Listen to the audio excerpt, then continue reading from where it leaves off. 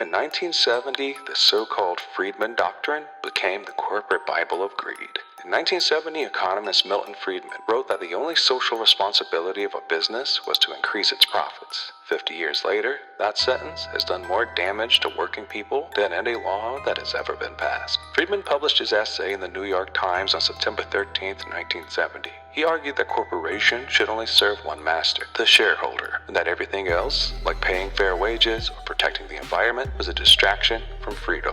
His logic was simple. If businesses focus solely on profit, the market will magically solve everything. But the free market he preached wasn't freedom. It was deregulation, privatization, and union busting disguised as philosophy. By the Reagan era, Friedman's doctrine had become corporate gospel. CEOs stopped seeing themselves as employers and started seeing themselves as share price managers. Stock-based pay skyrocketed. Layoffs were called efficiency, and the public good was replaced with fiduciary duty.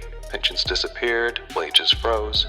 Meanwhile, corporate profits hit historic highs, while the working class's share of income collapsed. The Friedman Doctrine had done its job. It rewired capitalism into a one-way pipeline from labor to shareholders. Just about every modern crisis, climate collapse, healthcare monopolies, mass layoffs, financial crashes, traces back to this idea that profit is the only moral duty.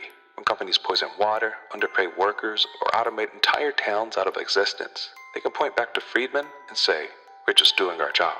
Milton Friedman called that economic freedom.